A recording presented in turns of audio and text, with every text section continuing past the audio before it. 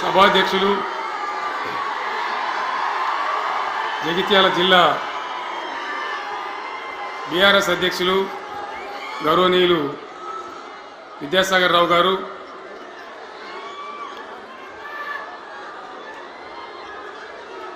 గౌరవనీయమైన తెలంగాణ శాసన మండలి ప్రతిపక్ష నాయకులు గౌరవనీయులు సిరికొండ మత్స్యోనాచారి గారు, శాసన మండలి సభ్యులు ఎల్ రమణ గారు, దేశపతి శ్రీనివాస్ గారు, శాసనసభ్యులు మాజీ మంత్రివర్యులు గంగుల కమలాకర్ గారు, కోరుట్ల ఎమ్మెల్యే డాక్టర్ సంజయ్ గారు, హుజురాబాద్ ఎమ్మెల్యే పాడి కౌశిక్ రెడ్డి గారు, జనగామ ఎమ్మెల్యే గౌరవనీయులు పల్లా రాజేశ్వర రెడ్డి గారు, ఇదే ప్రాంతానికి చెందిన మరో మాజీ మంత్రివర్యులు గౌరవనీయులు కొప్పుల ఈశ్వర్ గారు. పేర్లు చాలా ఉన్నాయి, తెల్లారితే చదవానంటే.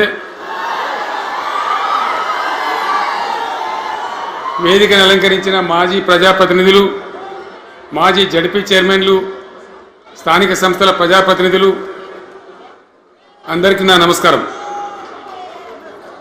ఇదే జగిత్యాలకు సంబంధించినటువంటి అలిశెట్టి ప్రభాకర్ అని ఒక కవి ఉండేవాడు. ఆయన ఒక మాట చెప్పిండు, చీకట్లో జడుసుకుంటే ఒక చెట్టే నీ చుట్టూరా అరణ్యమై భయపెడుతుంది, గుండె అంటూ కలిగి ఉంటాడు, గుండె ధైర్యం ఉంటే నీ వెంట అదే పెద్ద సైన్యమై నిలుస్తుంది అని చెప్పిండు ఆయన. ఇలా నా కళ్ళ ముందు ఉన్నటువంటి మీరు, మీతో రెండింతలు బయట రోడ్ల మీద ఉన్నటువంటి అశేషమైనటువంటి జీవన్ రెడ్డి గారి అభిమానులు, మీ అందరి ఆశీర్వాదంతో ఈరోజు జీవన్ రెడ్డి గారి చేరిక కరెక్ట్గా, ఆయన గుండె ధైర్యం ఉన్నాడు కాబట్టి, ఉన్నట్టు నికాలస్గా మాట్లాడతాడు కాబట్టి ఇలా ఆయన నిర్ణయం తీసుకొని ఇంత పెద్ద సైన్యాన్ని తీసుకొని తెలంగాణ రాష్ట్ర భవిష్యత్ ప్రయోజనాల కోసం ఆయన బీఆర్ఎస్లో చేరిన విషయం మీ అందరికీ తెలుసు. ఆయన వెంట మీరందరూ వచ్చి, ఎవరైతే అందరూ ఈరోజు చేరినరో, ఇంకా రాని వాళ్ళు కూడా ఉన్నారో గ్రామాలలో పట్టణంలో, మీ అందరికీ ముఖ్యంగా జీవనన్న గారికి, ఆయన వెంట వచ్చినటువంటి ప్రతి పౌరుడికి, ప్రతి అన్నకు, ప్రతి తమ్ముడికి, ప్రతి చెల్లెకి కూడా పేరు పేరున బీఆర్ఎస్ రాష్ట్ర అధ్యక్షుడిగా నేను హృదయపూర్వకమైన స్వాగతం సుస్వాగతం తెలియజేస్తా ఉన్నాను. జీవన్ రెడ్డి గారి గురించి నేను ఎక్కువ చెప్తే మాది మేమేదో డబ్బా కొట్టుకున్నట్టు అవుతుంది. ఎందుకంటే ఆయన గురించి మీ లోపల తెలియని వాళ్ళు ఎవరు లేరు ఇక్కడ. 40-45 సంవత్సరాల నుంచి మేము స్నేహితులం, చాలా దగ్గర మిత్రులం.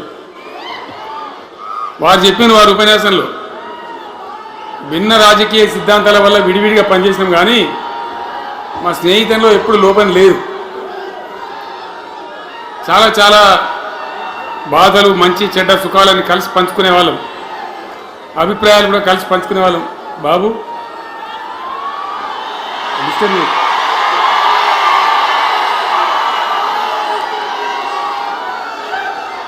మంది లొల్లి పెట్టడం కూడా కాదు రావాను.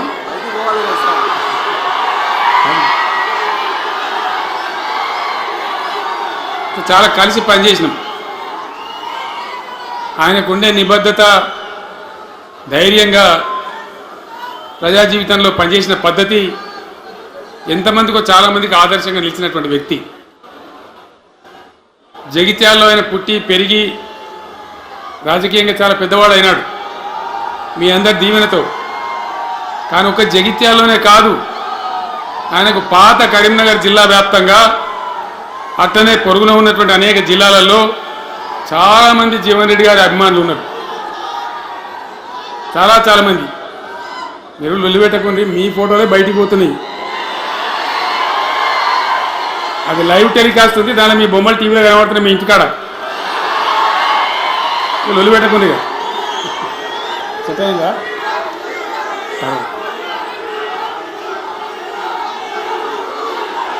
సో అట్లా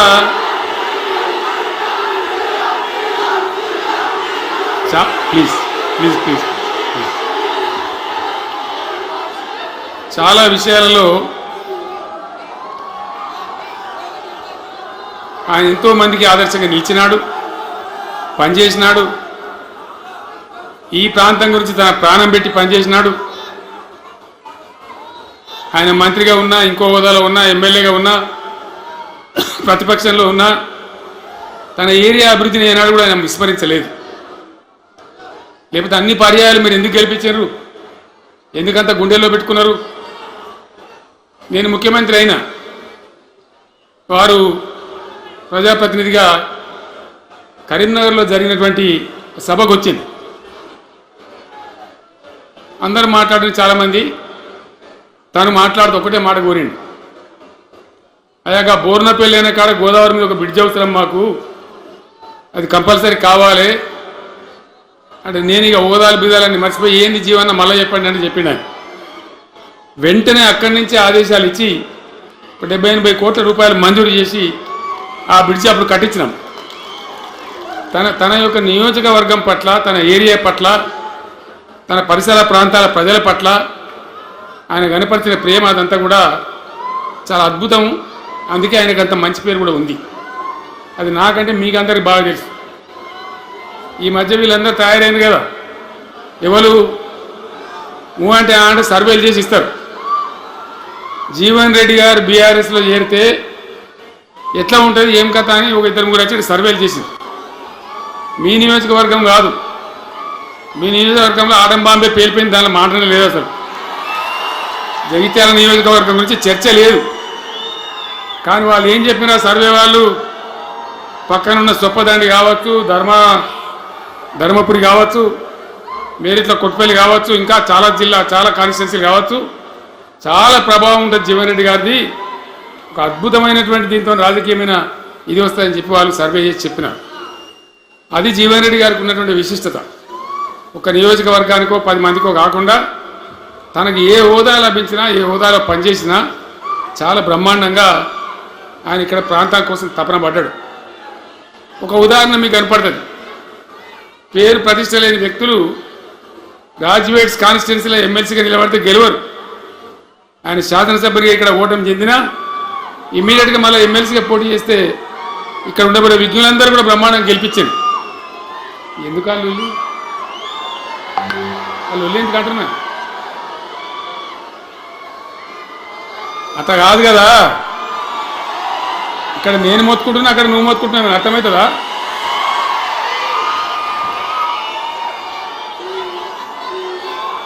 ఏయ్ అగవా బాబు, అది ఇంకొకరితోడు మనోడేనా?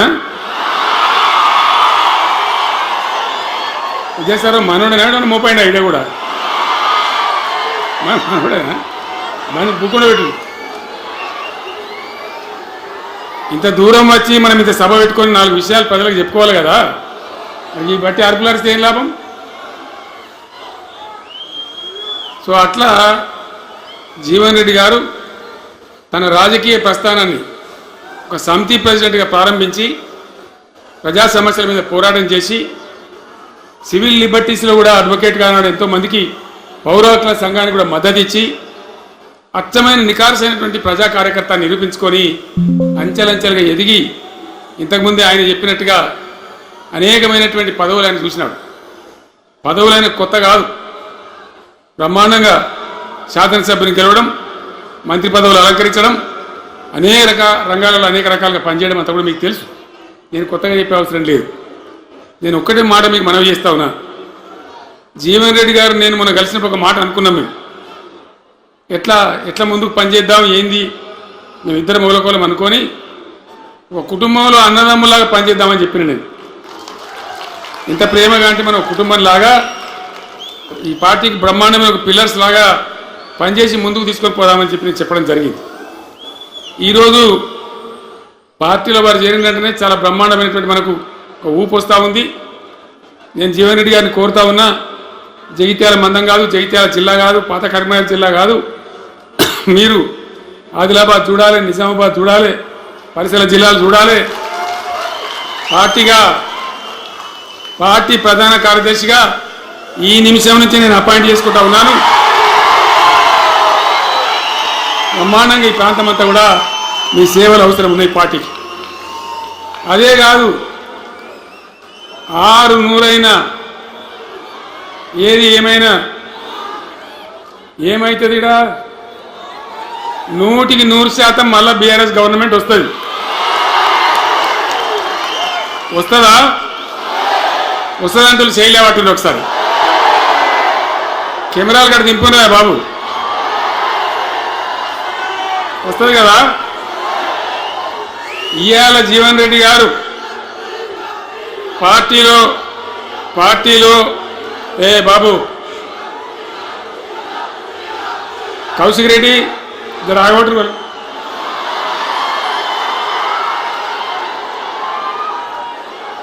పార్టీలో పనిచేసి పార్టీ కోసం సేవ చేయడమే కాదు, రేపు భవిష్యత్తులో బీఆర్ఎస్ గవర్నమెంట్ ఏర్పడిన తర్వాత కూడా బ్రహ్మాండమైన పదవిలో ఆయన అద్భుతమైన సేవలు మీ జిల్లా మొత్తానికి అందించబోతాడు.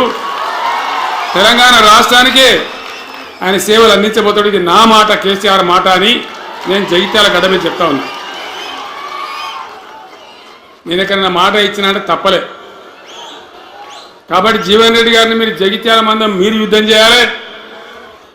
యుద్ధం చేసానికి ఆయన ముఖాబిల మనిషే లేడీడా, మీరు సరిపోతారు. ఆయన నాకు అప్పచెప్పాలి బయట పనిచేయడానికి. కరెక్టే కదా? అట్లే చేద్దామా? అట్లే ముందుకోదామా? జగిత్యాల యుద్ధం మీ వంతు, తెలంగాణ యుద్ధం మా వంతు. ఓకే కదా?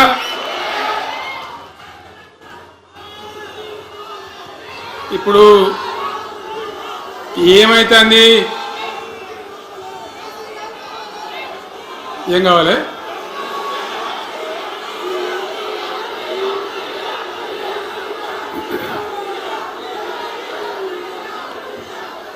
గింతే మనది మనం అనుకొని పోదాము. మరిగా బంద్ చేయండి బాబు. మీరు ముద్దుమతులకు చెప్పండి వాళ్ళకు. తెలంగాణ చాలా భయంకరమైన పరిస్థితులలో ఉండే. దుఃఖం వచ్చేది, ఏడుపు వచ్చేది. ఎమ్మెల్యేలుగా ఉన్నా ఏం చేయలేని పరిస్థితి. ఆగమాగం అడివేడివి కదా. ఎట్లా ఉండే తెలంగాణ మనం చూడలేదా? తెలంగాణ రాకముందు ఎంత భయంకరమైనటువంటి బాధలు ఉండే, ఎంత కష్టం ఉండే. ఎవడన్నా తెలంగాణని మాట్లాడేవాడు ఉండనా? అసెంబ్లీలో అక్కడిక్కడ కాదు, అసెంబ్లీలో కూడా ఒక ఆయన పాపం ప్రణయ్ భాస్కర్ అని వరంగల్ ఎమ్మెల్యే ఉండే. ఏదో విషయంలో ఆయన మాట్లాడబోతే, తెలంగాణని మాట్లాడబోతే తెలంగాణ జాంతానే మాట్లాడదా, ఏది అసెంబ్లీలో తెలంగాణ అనద్దు అని నిషేధం. అంత భయంకరమైన వివక్ష, అంత భయంకరమైన దాడి. మన భాష మీద దాడి, మన బతుకు మీద దాడి, మన నీళ్ళ మీద దాడి, మన ఉద్యోగాల మీద, మన వనరుల మీద, మన ఆస్తుల మీద మొత్తం దోపిడీ చేయడం తప్ప ఇక్కడి ప్రజలను బికారీలాగా వదిలిపెట్టినారు. రైతాంగం ఆగమాగం అయిపోయి చెట్టుకోలు గుట్టకోలు అయిపోయింది. ఇంత ఎస్ఆర్ఎస్పి కాలువ ఉన్నటువంటి మెట్టిపల్లి, జగిత్యాల, సొప్పదండి ఇట్లాంటి ప్రాంతాల నుంచి కూడా దుబాయ్కి, బొంబాయికి వలసలు. పాలమూరు జిల్లా అయితే భయంకరమైన వలసలు. ఎంతగా పోయింది తెలంగాణ అంటే, కొన్ని పార్టీలు సరే వాళ్ళు చేసింది మంచిదా చెడ్డదా పక్కకు పెడితే దుఃఖం వచ్చేది, బాధ కలిగేది, ఆవేశం రగిలేది. మహబూబ్ నగర్ జిల్లాలో 190 మంది యువకులు వలస. బతకాలంటే బతకపోవాలి, ఆడ బతుకు లేదు. ఉన్న ముసలోళ్ళకు, ముడిగోళ్ళకి ఇంత డబ్బులు వాళ్ళు పంపిస్తే కంట్రోల్ బియ్యం కొనుక్కొని తిని బతకాలి. అందులో కొంతమందికి అందకపోతే కొన్ని పార్టీల వాళ్ళు మేమేదో గొప్పతనం చేసామన్నట్టు గంజి కేంద్రాలు పెట్టేది. గంజి కేంద్రాలు గుండెలు రగిలి, నా తెలంగాణ గంజి కేంద్రాలు అంటే ఎవడో గంజి పోతే బతకాలన్నట్టు అంత అధ్వాన స్థితికి తెలంగాణ దిగజార్చిండ్రు. అది కాంగ్రెస్ ప్రభుత్వం కావచ్చు, టీడీపీ ప్రభుత్వం కావచ్చు. తీయటి పుల్లటి మాటలు చెప్పుడు తప్ప కష్టం నీళ్ళు తెచ్చియలే, మంచినీళ్ళు ఇయ్యలే, కడుపు నిండా కరెంట్ ఇయ్యలే, ఏది లేదు. అంత పట్టిదే గ్యాస్. మాట్లాడు చెప్పుడు మోసం చేసి పోవుడు. మనం గొర్రెల్లాగా మన దగ్గర అడిగే నాయకులు లేడు, నిలదీసేవాళ్ళు లేడు, అందరు కట్టుబానిసలు అయిపోయారు. ఆ పరిస్థితులలో మూనిగే నక్కమే తాటికాయ పడ్డట్టు ఆనాడున్న ముఖ్యమంత్రి చంద్రబాబు నాయుడు కరెంటు ఛార్జీలు పెంచాడు, భయంకరంగా పెంచాడు.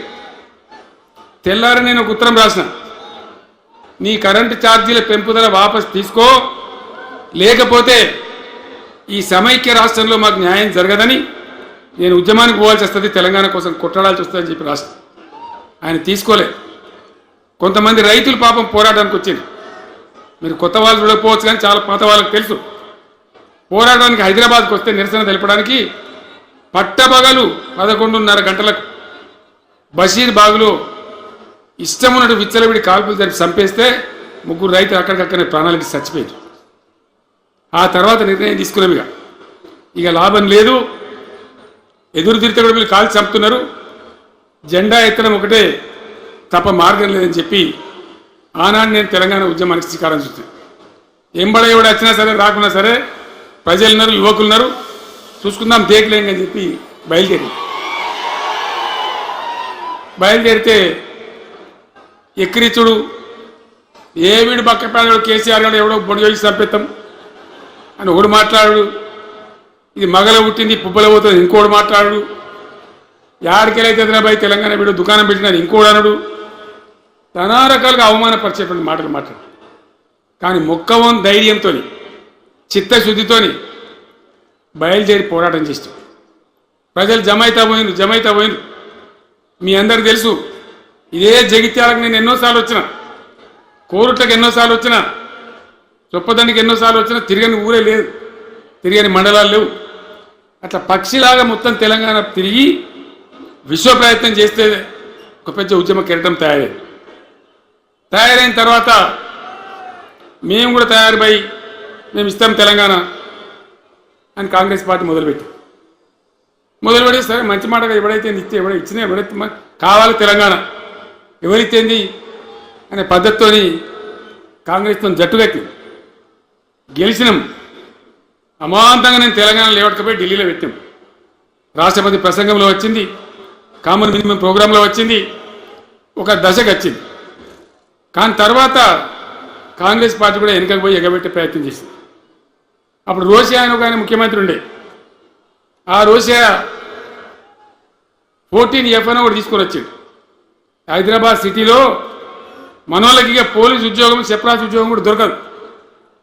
అప్పుడు నాకు తిక్కరేగింది. ఇక నేను బతుకుండగానే ఉద్యమం నాటిపోయిన నాయకుడు నేను బతుకుండగానే ఇక వీళ్ళు ఇట్లా F-15 E-15 R-15 తెస్తే ఇంకేం మిగులుతుంది, సావోరేవో తేల్చుకోవాలని చెప్పి ఆ రోజు నేను శపథం కట్టిన. ఉద్యోగ గర్జన చేసి సిద్దిపేటలో కేసీఆర్ సచ్చుడో తెలంగాణ వచ్చుడో, ఈ తల్లి ఆందకనే మంచిగా దేకలేంగా అని చెప్పి ఆ శపథం చేసి ఆనాడు ఆమరణ నిరాదీక్షకు బయలుదేరితే మొత్తం తెలంగాణ అల్లకల్లోలమైంది.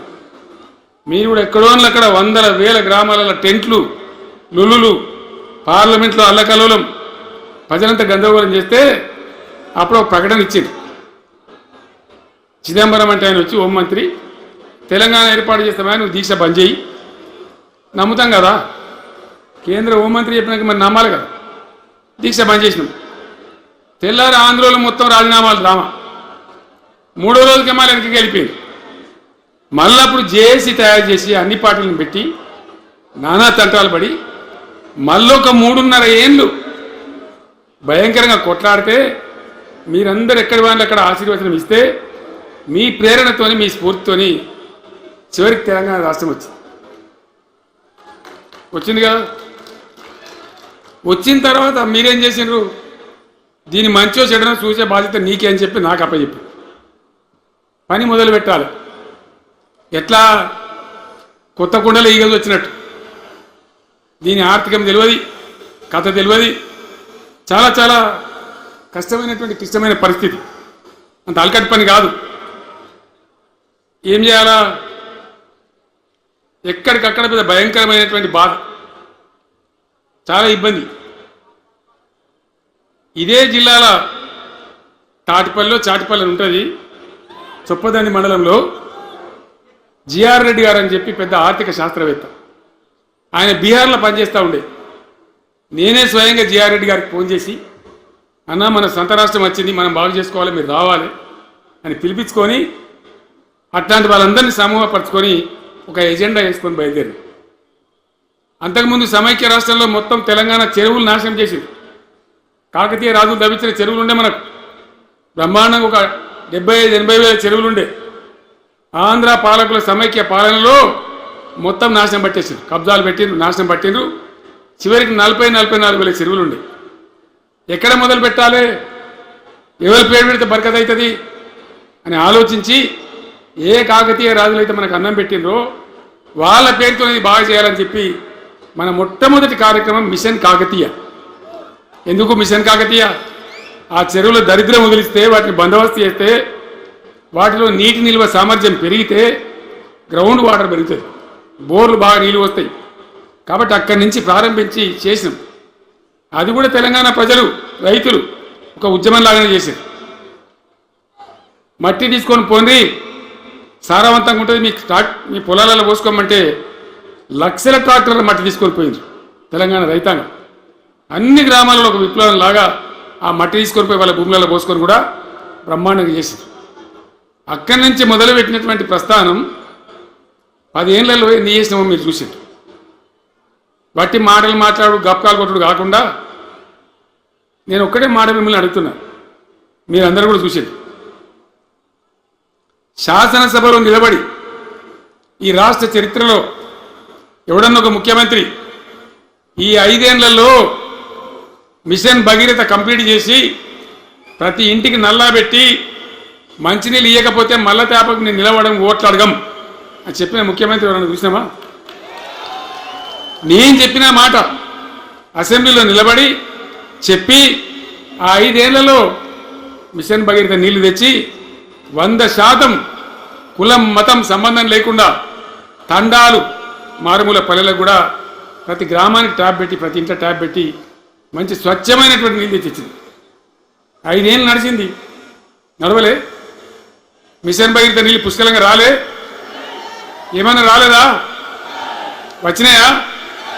మరి ఇప్పుడు ఏం రోగం పుట్టింది నాకు అర్థం కాదు. ఇప్పుడు ఎందుకు గుంటుతుంది అది? ఎందుకు నీళ్ళు ఎత్తలేవు?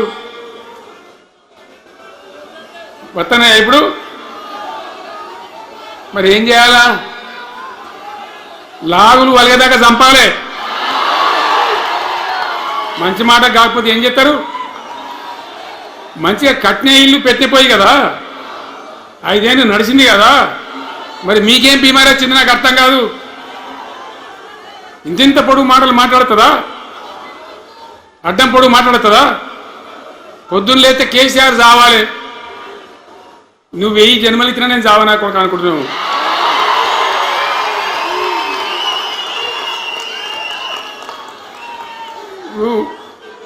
ఉట్టి మీద దాచిపెట్టింది, మన ఇళ్ళలో దాతారు కదా, ఏది ఉట్టి ఉట్టి అని ఉంటుంది. ఇప్పుడు మీకు తెలుసో లేదో కానీ ఇప్పుడు ఈ మధ్యలో ఫ్రిడ్జ్లు మోపిన మునుపు ఉట్టి అనేది ఉంటుండే. ఎండిపోయిన చేపలోకి నీ రోజులో అబ్బాయి ఉంటే వరుగులు ఉంటే దాంట్లో పెడుగురు. పిల్లికి అందదా ఉట్టి, కింద కూసుకొని శాపం పెడతా ఉంటుంది, తెగాలే పడాలి, తెగాలే పడాలి.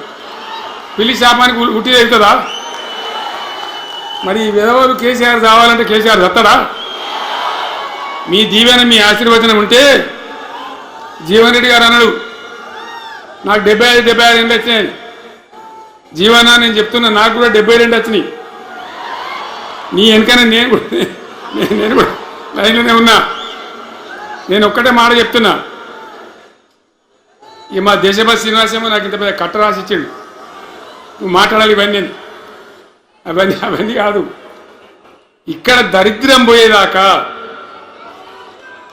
ఇక్కడ టాప్ టు బాటం అన్ని వర్గాల ప్రజలు ఇది మా తెలంగాణ, మేము గర్వంగా బతుకుతాం, సంతోషంగా బతుకుతాం, అన్ని వర్గాల ప్రజలు తలెత్తుకొని వచ్చేదాకా మనం సేవ చేయాల్సిందే, చివరి శ్వాస దాకా కూడా చేయాల్సిందే, తప్పనే తప్పదు. బ్రహ్మాండంగా ముందుకు తీసుకొని పోవాలి. మీరు కూడా నాకు 75 వచ్చిందే కాదు, ఇవాళ మీరు 50-25 ఏళ్ళు తగ్గిపోయింది మీ వయసు. అంత యువకునిలాగా అంత ఉత్సాహంగా ముందుకు దూసుకొని పోదాం. తెలంగాణ ఎట్లా మంచి దాని సంగతి చూద్దాం.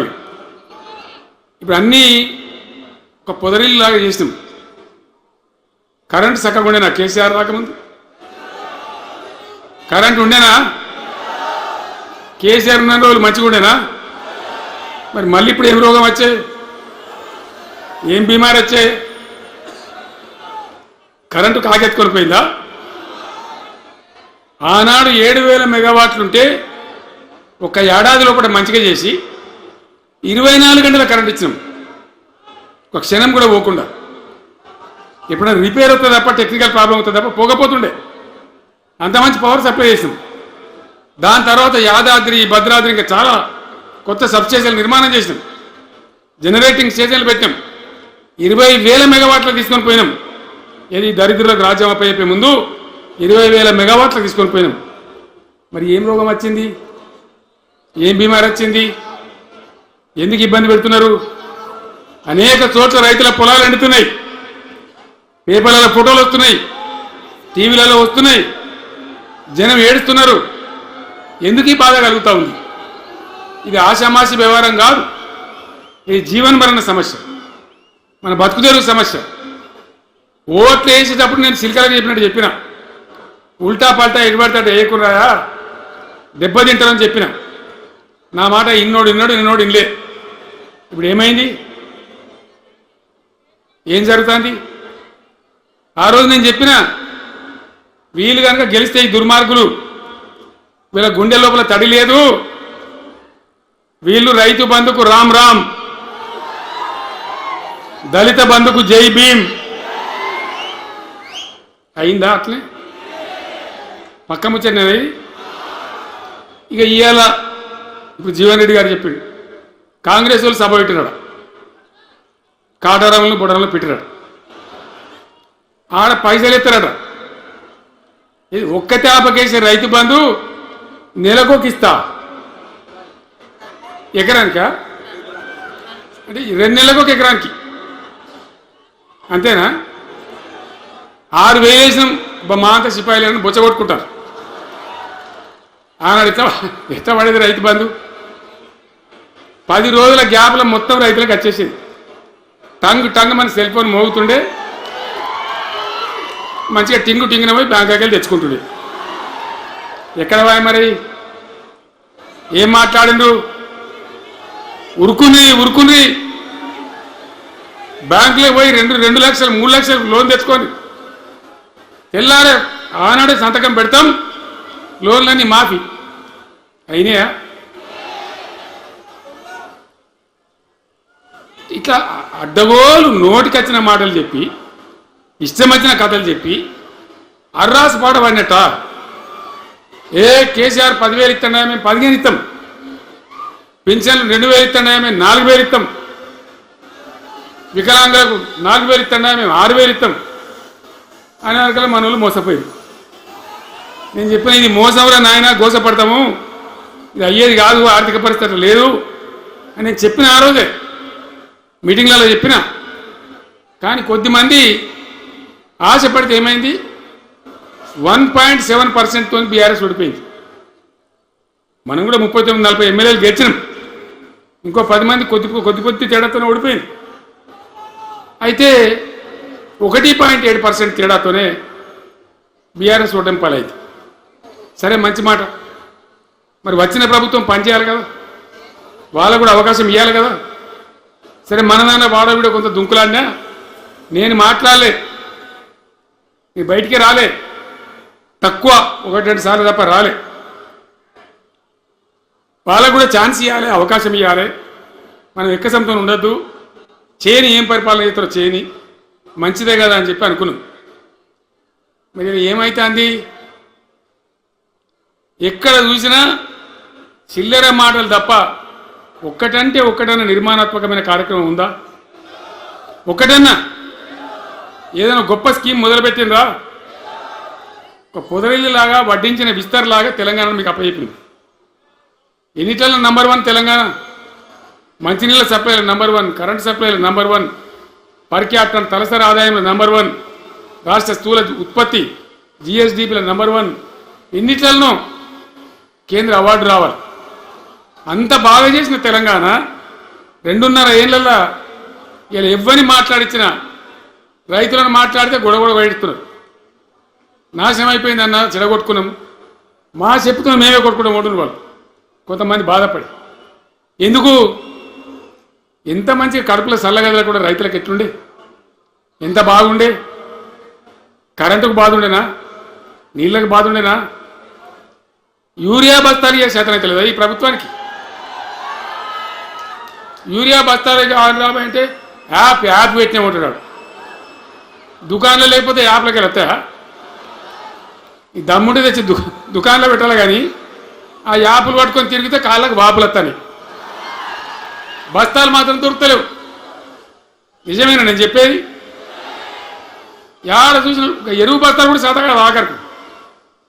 అంతకుముందు కాంగ్రెస్ గవర్నమెంట్ ఉన్నప్పుడు అట్లే ఉండే, పోలీస్ స్టేషన్లో పెట్టి అమ్మిండు యూరియా బస్తాలు. ఇవాళ మళ్ళా చెప్పుల లైన్లు, కాళ్ళకు వాపులు రావాలి. ఆటో రిక్షానికి చెప్తే 10 బస్తాలు వేసుకోవాలంటే పొలకాడ వచ్చేస్తుండే. ఇలా యూరియా కోసం ఇంత బాధన.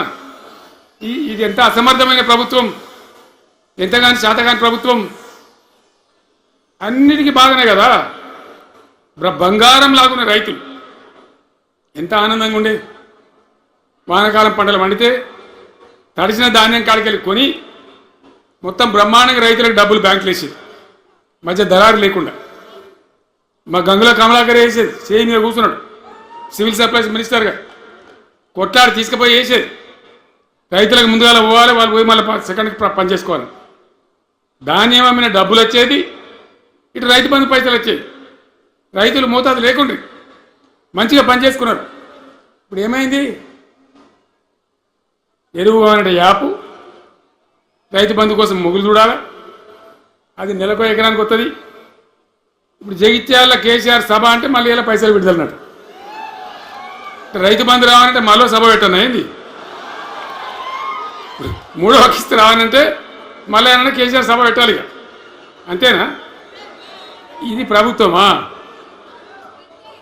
ఒక 75,000 కోట్లు ఇచ్చినాం మనం రైతులకు, 75,000 కోట్లు. పల్ల రాజశేఖర గారు ఉన్నాడు ఎక్కడున్నాడు, పోయినప్పుడు రైతు బంధు అధ్యక్షుడు ఉండే రాష్ట్రానికి, ఎమ్మెల్యేగా లేకుండే ఈయననే నిలబడేపించింది. 73,000 కోట్ల పైచీలకు డబ్బులు అనాయాసంగా సునాయాసంగా రైతు ఖాతాలకు పంపించింది. ఇప్పుడు ఏం రోగం వచ్చింది, ఏం బీమారి వచ్చింది? అచ్చా, ఇంకో మాట మీరు నాకు చెప్పాలి. ఈ కాంగ్రెస్ సిపాయిలు ఏం మాట్లాడారు ఎలక్షన్లో? కేసీఆర్ అంటాడు చక్కగా చేస్తలేడా, మేము చాలా సిపాయిలము, చాలా అనుభవం ఉన్న పార్టీ మాది, బ్రహ్మాండంగా వేస్తాం, మీకు 6 సందమామలు 7 సూర్యులు పెడతామన్నారు అన్నారు కదా, ఆయన నరికిరు కదా. ఇలా రాష్ట్ర ఆర్థిక ఆదాయం ఎందుకు దిగజారిపోయింది? దయచేసి ఆలోచన చేయండి. కేసీఆర్ ఉన్నప్పుడు రియల్ ఎస్టేట్ ఎట్లా ఉండే, రైతుల భూముల ధరలు ఎట్లుండే, హైవే పక్కకుంటే 2 కోట్లు 3 కోట్లు, డాంబర్ రోడ్ పక్కకుంటే ₹1,00,00,000 ధీమా ఉండే రైతులకు. ఇంట్లో అమ్మాయి ఇందులో పెళ్లి చేయాలంటే పావడంత అమ్మి చేత పోవా, వాళ్ళ దగ్గర అమ్మి చేత బిల్డింగ్ కట్టుకుంటా. ఈరోజు అమ్మేటోడు ఉన్నాడు కానీ కొనేటోడు లేడు. నిజమేనా ఈ మాట? నిజమా కాదా? ఏమైంది మరి? ఏం రోగం వచ్చింది? రాష్ట్రంలో ఏ వాళ్ళు మాట్లాడించినా, ఎవరిని అడిగినా ఇదే బాధ. ఈ విధంగా రైతుల భూముల ధరలు పడిపోయినాయి, రాష్ట్ర ఆర్థిక పరిస్థితి పడిపోయింది, మంచినీళ్ళకు గోసపడాలి, రైతాంగం అన్నిటికీ గోసపడాలి. ఇవాళ మక్కలండి, మక్కలు వచ్చినాయి, పెడితే కొంటమని చెప్పారు, కొనకపోతే కొనమని చెప్పారు. ఈ శాతకాన్ని దొంగతనం ఎందుకు? లోపల అధికారులకేమో కొనకూడదని చెప్తున్నారు, మీది కొంటమని చెప్తున్నారు. మక్కలు కొనే ధీమా ఉందా? ఇవాళ కొంటుండ్రా? వడ్లు కొంటుండ్రా? కొనకపోగా మళ్ళీ ఇంకా బోనస్ ఇస్తామని ఒక బోగస్ మాట. ఎవరికైనా నచ్చిన బోనస్ వస్తుందా? వాటిదే బోనస్, అంత బోగస్. ఈ విధంగా పంట వేసిన కాడి నుంచి పంట కొనుగోలు దాకా బీఆర్ఎస్ ప్రభుత్వం నిలబడ్డది, రైతులకు తోడుగా నిలబడ్డది, రైతులను ఆదుకున్నది. ధాన్యం తడిసిపోతే కూడా కొన్నది. కానీ ఇలా రైతాంగం అంతా ఆగమాగం. రైతు బంధు ఎప్పుడవుతుందో తెలియదు, ధాన్యం కొనరో తెలియదు, కొంటే పైసలు తొందరగా వస్తాయో రావో తెలియదు. చాలా సతమతమవుతున్నారు. రైతులను మాట్లాడితే చాలా తప్పు చేసుకున్నాం సార్, పొరపాటు అయిపోయింది అని బాధపడుతున్నారు. చేనేత కార్మికులు మంచిగా ఉండ్రి, మళ్ళీ వాళ్ళ ఆత్మహత్యలు స్టార్ట్ అవుతున్నాయి. వాళ్ళకి ఇచ్చే ఆర్డర్లన్నీ బంద్ చేసిండ్రు. ఇంకెవరికి వస్తారట కమిషన్ల కోసం, అది వాళ్ళని అవస్థ పెడతా ఉన్నారు. ఉద్యోగులు ఆనాడు మనం 72% ఇచ్చినాం. వాళ్ళు తెలంగాణ ఉద్యమంలో పనిచేశారు కాబట్టి టీఎన్జిఓ అంటే వాళ్ళు సమైక్య రాష్ట్రంలో కూడా వాళ్ళ ఉనికి పొడగొట్టుకోలేదు. టీఎన్జిఓగానే ఉన్నారు తెలంగాణ ఎన్జిఓలుగా. కాబట్టి వాళ్ళని గౌరవించి గుర్తించి బ్రహ్మాండంగా 72% పిఆర్సీ ఇచ్చినాం. ఇలా 7 రూపాయలని ఇచ్చిండ్రా, 7% అని ఇచ్చిండ్రా. ఏమైంది? ఏం బీమారైంది? ఎంతమందిని మోసం చేస్తారు? ఆఖరికి వస్తే పరిస్థితి ఏంది? ఇలా రాష్ట్రంలో రిటైర్డ్ ఉద్యోగస్తులకు కూడా వాళ్ళకి రావాల్సిన బకాయి, వాళ్ళు దాచుకున్న డబ్బులు వీళ్ళు ఇచ్చే మెహర్బానేం లేదు, ఆ డబ్బులు కూడా ఇచ్చే పరిస్థితి లేదు. ఆటో రిక్షా కార్మికులు మాట్లాడితే అన్న ఈరోజు పనికి మాలిన ఫ్రీ బస్సు పెట్టిండ్రు, మా పుట్ట కొడుతున్నారు, మేము నాశనం అయిపోయినారు, వాళ్ళు ఏడుస్తూ ఉన్నారు. పిల్లలకు అది నేను పెట్టలే, ఆయన కాంగ్రెస్ ముఖ్యమంత్రి అయినా రాజశేఖర రెడ్డి గారు అప్పుడు పెట్టిండు. ఇది ఫీజు రియంబర్స్మెంట్ అనే స్కీమ్, మంచి లాభం జరిగింది. నేను దాన్ని కొనసాగించిన. ఇలా మొత్తం బీసీలకు ఎస్సీలకు పిల్లలందరికీ ఫీజు రియంబర్స్మెంట్ రాక 10-12 వేల కోట్ల బకాయిలు పెడితే వాళ్ళు ఆగం, వాళ్ళు రోడ్డున పడరు. కోర్టుకు పోతే పిల్లల దగ్గర వసూలు చేసుకొని చెప్పి కోర్టులు చెప్తా ఉంది. వాళ్ళ గతి ఏం కావాలి? ఇప్పుడు ఎవరిని కదిలిచ్చినా ఈ రాష్ట్రంలో, ఎవరిని మాట్లాడించినా, ఒక విద్యార్థిని మాట్లాడినా, ఒక రిటైర్డ్ అయిన ఉద్యోగిని మాట్లాడినా, పనిచేస్తున్న ఉద్యోగిని మాట్లాడినా, రైతాంగంతో మాట్లాడినా ప్రతి వాడు ఒక అసంతృప్తి, ఒక బాధ, మాకేదో అన్యాయం జరిగినటువంటి పరిస్థితిలో మాట్లాడుతూ ఉన్నారు. పిల్లల పాపం చదువుకునే వాళ్ళు ఉంటే వాళ్ళకి విదేశాల్లో సీట్లు వస్తే 20 లక్షల రూపాయలు ఇచ్చాం. అంబేద్కర్ పేరు మీద, జ్యోతిబా పూలే పేరు మీద ఎస్సీ పిల్లలకు, బీసీ పిల్లలకు, ఓసీలలో కూడా నిరుపేదలకు ఇచ్చినాం. ఇలా దాన్ని బంద్ పెట్టిండ్రు, వాళ్ళు ఆగమైపోతూ ఉన్నారు. అన్నీ కూడా సర్వనాశనం చేస్తూ ఉన్నారు. అన్ని స్కామ్లు, కుంభకోణాలు, భూ కబ్జాలు. పొద్దున్న లేస్తే పేపర్ తిప్పితే బాధ కలిగేటువంటి పరిస్థితులు. సో ఈ రకంగా సింగరేణి, అద్భుతంగా ఉన్న సింగరేణి నాశనం చేసి ఇలా బొగ్గులకు స్కామ్, సివిల్ సప్లైస్ల స్కామ్, మొత్తం అన్ని కూడా స్కామ్లు, దోపిడీ తప్ప ప్రజలకు పనిచేసే పరిస్థితి లేదు. మరి ఏం జరగాల? కాంగ్రెస్ వాళ్ళు చెప్పిన మాటలు వింటే ఈ మాటలు కోటలు దాచినట్టు ఇష్టం ఉన్నట్టు చెప్పారు. చివరికి ఏందిరా ఇప్పుడు 2.5 ఏళ్ళు గడిచిపోయింది. మరి ఏంది కథ? కాకి పెడదామంటే కంకెడి లేవు, పిట్టకి పెడదామంటే పిడికెడి లేవు. వటియే ముచ్చట్లు, వటియే మాటలు తప్ప ఎక్కడ ఏం జరిగింది లేదు. ఏ డిపార్ట్మెంట్లో కానీ, ఏ రంగంలో కానీ, ఒక ఇరిగేషన్లనా, ఒక కరెంట్లనా, ఇంకో దానినా, ఒక అర్బన్ డెవలప్మెంటా, రూరల్ డెవలప్మెంటా ఏమైనా జరిగిందా? ఆనాడు మన పల్లెలు బాగు చేసుకోవాలని చెప్పి దేశంలోనే ఎక్కడ లేని విధంగా పల్లె ప్రగతి కార్యక్రమాలు చేసినాం. ప్రతి ఊరికి అన్నేళ్ళ తెలుగుదేశం కాంగ్రెస్ గవర్నమెంట్లు ఉంటే చచ్చిపోతే ఏడగాలేసుకోవడం జాగ కూడా చూపించలే. ప్రతి గ్రామానికి ఆనాడు మనం వైకుంఠ ధామాలు కట్టినాం. ప్రతి గ్రామంలో క్రీడా ప్రాంగణాలు కట్టినాం. ప్రతి గ్రామంలో నర్సరీలు పెట్టినాం. ప్రతి గ్రామంలో పల్లె ప్రకృతి వనాలు పెట్టినాం. ప్రతి గ్రామ పంచాయతీకి ట్రాక్టర్ ఇప్పించినాం. ఆనాడు చెత్త తీసేది, ఇలా పనిచేస్తున్నాయి ట్రాక్టర్లు. ఊళ్ళలో ట్రాక్టర్లు పనిచేస్తున్నాయి అన్న, మూలకు పడ్డాయి, డీజిల్ పోసే దిక్కులేదు. ఏం చేయాలి? పల్లె ప్రకృతి వనం పెడితే దాన్ని నీరు పోసే దిక్కులేదు. ఏం రోగం వచ్చింది? ఏం బాధ? డీజిల్ లేదా? ఆ తెలివి కూడా లేదా? ఆ రోజు నేను చెప్పిన ఆర్థిక శాఖ కార్యదర్శిని పిలిచి అవసరమైతే ఎమ్మెల్యేల జీతాలు బంద్ పెట్టుండ్రు కానీ గ్రామ పంచాయతీల డబ్బులు మాత్రం విడుదల చేయండి అని చెప్పినండి. అంత టెన్షన్గా డబ్బులు పంపించేది, కార్యక్రమాలు జరిగేది, గ్రామాలు మంచిగా ఉండేది. అది నాశనం పట్టింది. మున్సిపాలిటీలు అయితే మురిక్కుపాలు అయిపోయినాయి. మరి ఏం చక్కగా ఉన్నట్టు? ఏం బాగున్నదన్నా?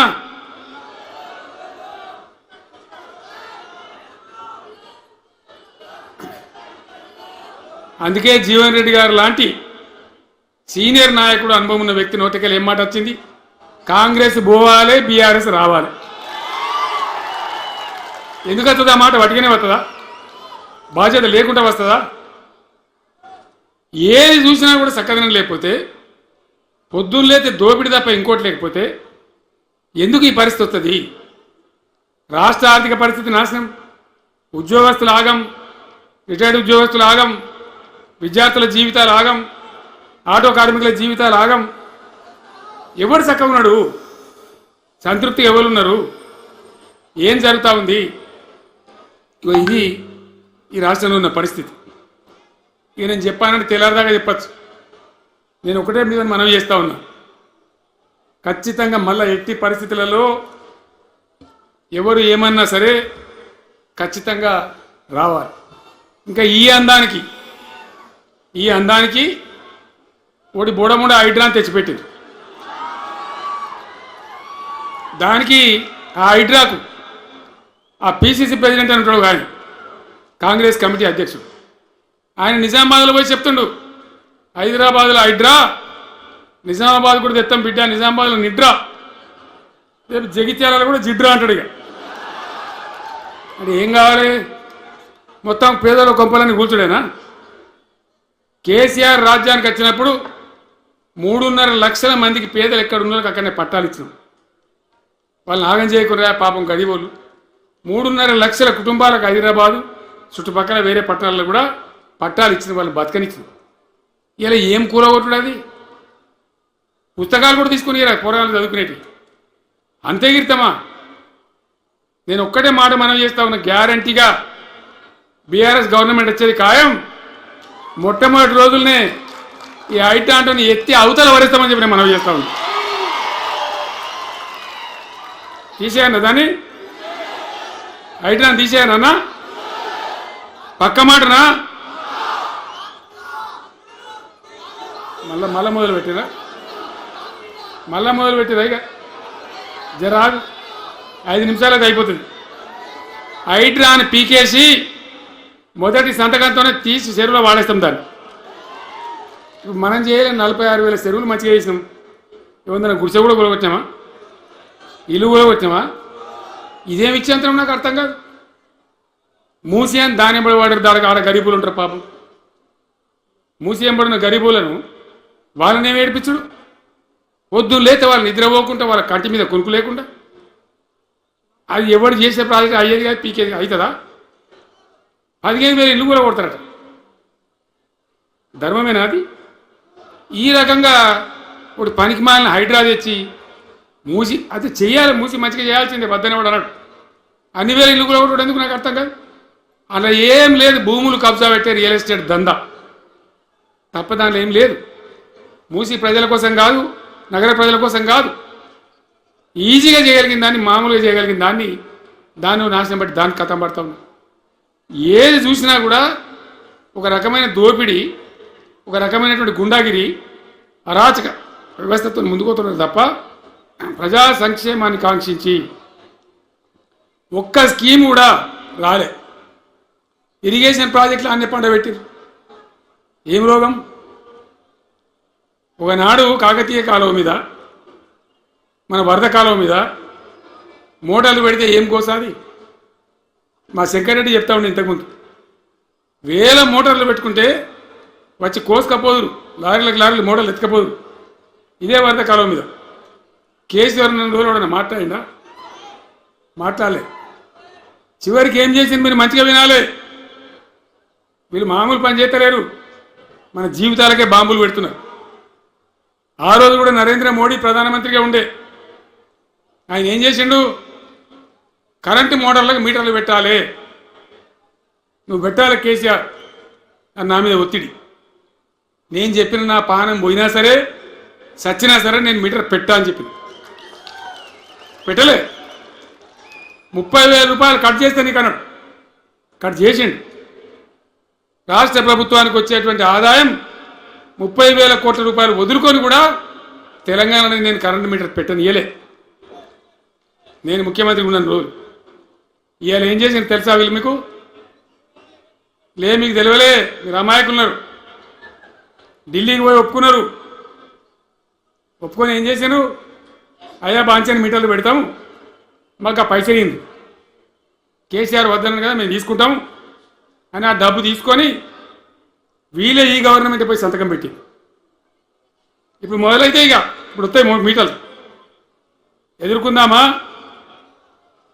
మీటర్ల ఎదురుపాటును యుద్ధం చేద్దామా? కొట్లాడదామా? ఏమన్నాం మనం? నాకు అర్థం కాదు. రైతులు మంచిగా ఉండాలి, వ్యవసాయం మంచిగా ఉండాలి, పల్లెలు బాగుండాలి, వృత్తి పనులు బాగుండాలి.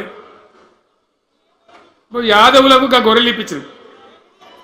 ఇప్పుడు వస్తున్నాయా గొర్రెలు? వినబడతలేదు. బంద్ అయినాయా? ఎందుకు బంద్ అయినట్టు? మరి దానికి ఏ రోగం వచ్చే? మరి ఎవరికి ఇచ్చినట్టు? చేపలు పట్టే వాళ్ళ కోసం చేప పిల్లలు వేసినాం, ఇప్పుడు వేస్తానరా? మరి ఎవరికి చేసినట్టు?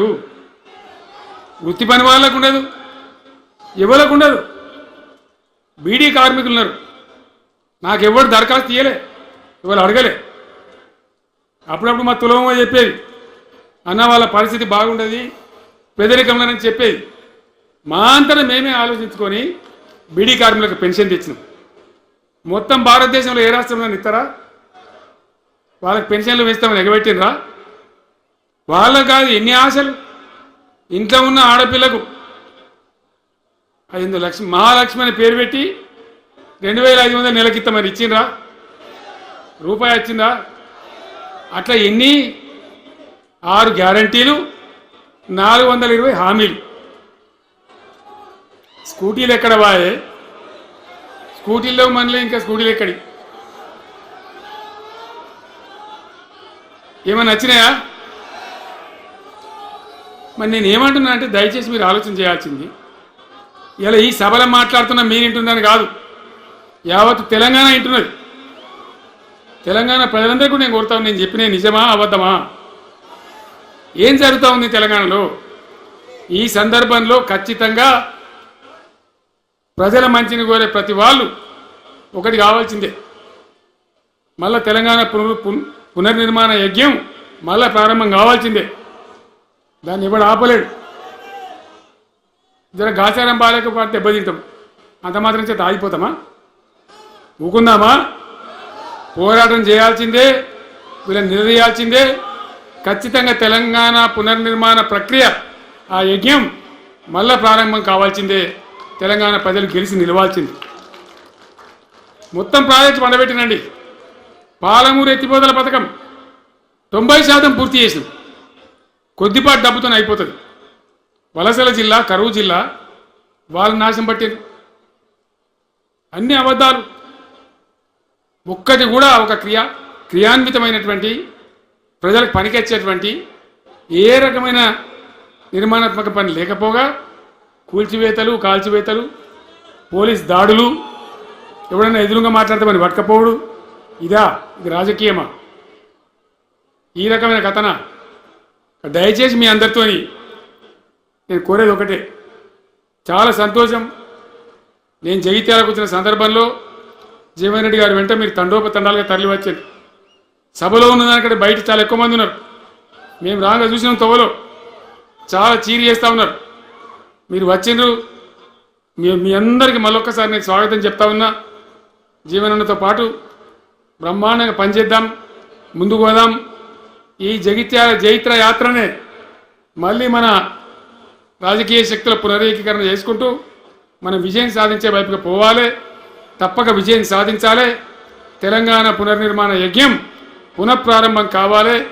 ముందుకు పోయి మనం విజయం సాధించాలని కోరుకుంటూ మీ అందరికీ కూడా పేరు పేరున ప్రతి ఒక్కరికి ధన్యవాదాలు తెలియజేస్తూ నేను సెలవు తీసుకుంటా ఉన్నా. జై తెలంగాణ,